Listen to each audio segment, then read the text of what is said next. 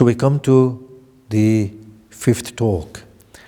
And here is a essence of prayer that we must remember, that we are reaching out to God as somebody who knows what is better for us than we do ourselves.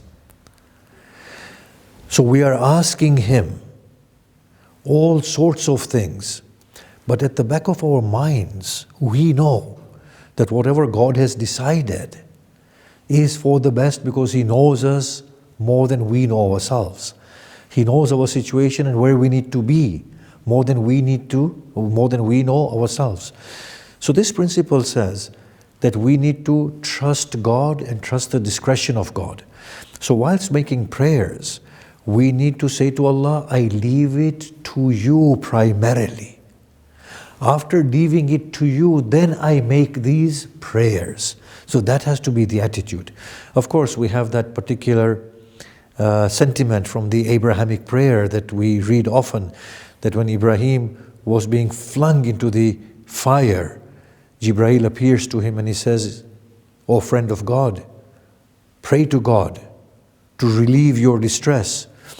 And Ibrahim responds that, Jibreel, if he wants to burn me, then let him. If he wants to save me, then let him. Sometimes these moments come upon our souls where we don't ask Allah for anything. We say to Allah, "O Lord, I want to trust your discretion at this point." In any case, that has to be at the back of our mind at all points.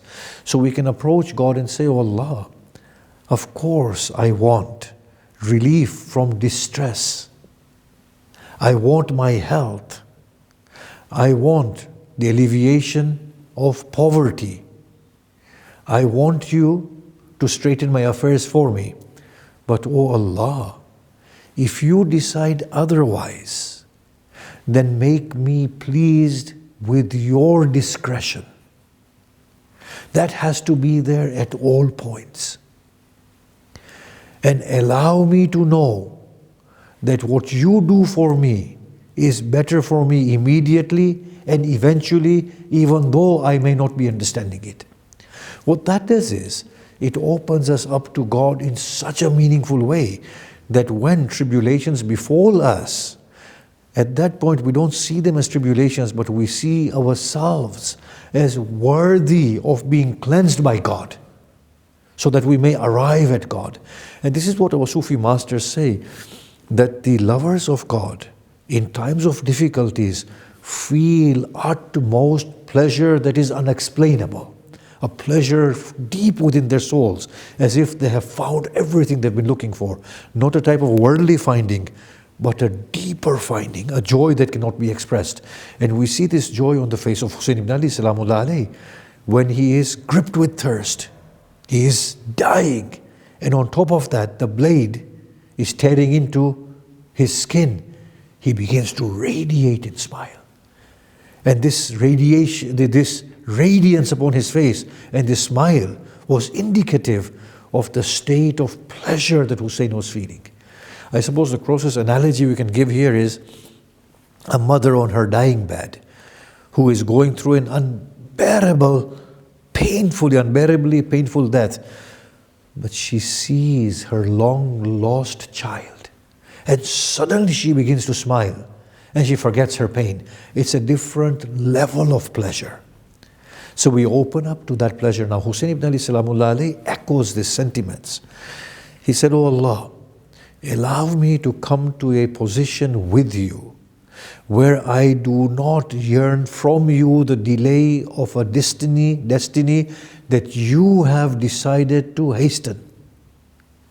Nor do I yearn from you the hastening of a destiny that you have decided to postpone." And Imam Hussein physically demonstrates this on the plains of Karbala on the day of Ashura. The destinies that were befalling him of God, he was embracing them. Now, not only was he embracing them, he was embracing them wholesomely. So that is another level to which we have to accept the decree of God. That, "Oh Lord, let me embrace your destiny, but not through a struggle or begrudgingly, to embrace it wholesomely. So now, if an enemy were to come to Imam Hussein on that day, his godliness would dictate that he forgives his enemy and embraces his enemy, which he does. Hur comes repentant. He does not make Hur feel that the forgiveness that he is giving is done through an inner struggle begrudgingly. He smiles and embraces Hur. He does it wholesomely. When he falls from his steed, somebody asks his forgiveness. He forgives wholesomely. He does not do it with a hard heart. To come to that level of acceptance of the decree of God, that is the rightest dua that we can make. Now Imam Hussein, on the very last breath, he said, I am well pleased with your decree, O God, and I am helplessly, lovingly surrendered to your command. Not in a half-hearted manner or with inner struggle. When we come to that level, we find that the dua has been accepted, that we have found our lost treasure. Anything short of that shows an impediment within our soul. That impediment, the Prophet and the Imams term as the sins that we have. And that is why in every one of their beautiful prayers, the Imams are besieging God to forgive them. And they are imploring God like children. Now these noble Imams did not have the sins like the way we have. But still, they find their existential state inadequate before God. So they are talking with God very lovingly, but they are seeking forgiveness because they know that it is these sins that are an impediment and causing inner struggle in evolving towards God. Now these Imams are very sincere, as Imam Khomeini, Marhum Khomeini said in some place, that they were not just mouthpieces for us to learn from. They felt these things. When Imam Ali pleads with God for forgiveness, he actually means it. He feels sinful, and his existential state, I'm obviously saying this, his existential state imposes upon him a state of sin. I mean, before God, who is not sinful anyway.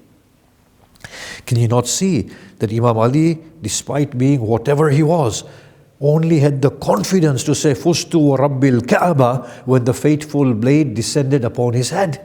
Before that, he didn't say it, because he didn't know where his state will take him. But when the fateful blade descended upon him, he said, I've done it now. The doubt has gone, the surety has come. Alhamdulillah. So when we don't find that wholesome acceptance of the decree of God, then that is only due to our own inner inadequacies. These inner inadequacies are termed as sins within the spiritual literature. So forgive me those sins, O Lord, that prevent my prayer from coming to you. Analyze this. When we speak with God, God hears it before we say it, doesn't He? So what does it mean, forgive those sins that bar my prayers from reaching you? Forgive that inadequate state of my soul that fails to hear your immediate response. And that is a sin, that veil upon my soul, that prevents me from being recipient of your response and feeling it immediately. That is my existential state. So the Imams count out their sins, forgive those sins through which calamities descend upon me. Now what are calamities? Calamities are not external states. Otherwise Imam Hussein had the biggest calamity. That is not calamity.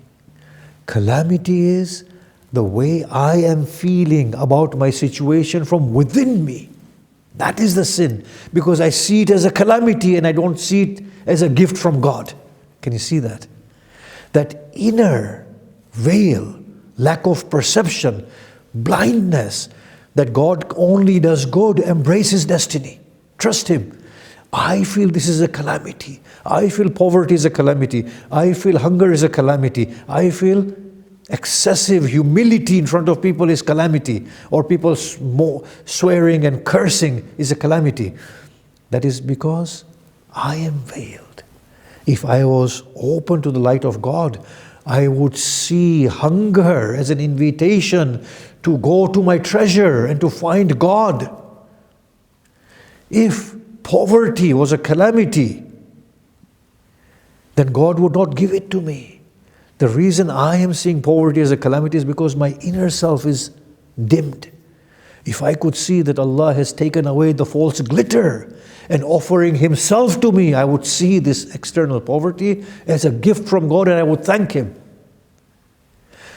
If the enemies were a calamity, God would not give them to me. If the inner being was open, I would see them as gifts of God to allow me to cleanse my soul of arrogance and the malice. Look at how beautiful Hussein is.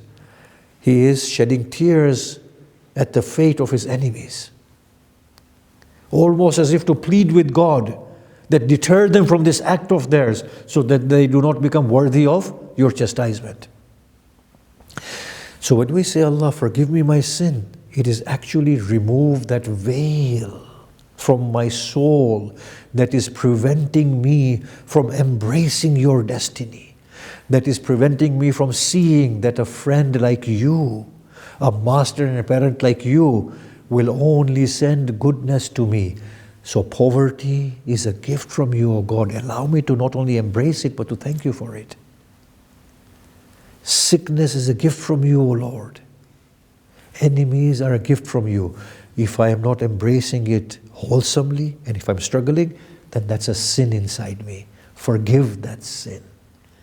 That bars my prayer from reaching out to you.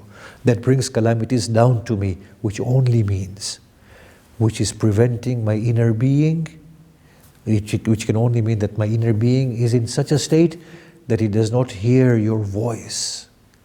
My inner being is in such a state that does not see that this external situation is a gift from you for me to find you. And as opposed to that, I'm seeing it as a calamity. So here we find, trust in God, trust in the discretion of God, embrace the choice of God. And if we are embracing it with a struggle, then pray for forgiveness so that it's a very wholesome embrace. Wassalamu alaikum wa rahmatullahi wa barakatuh.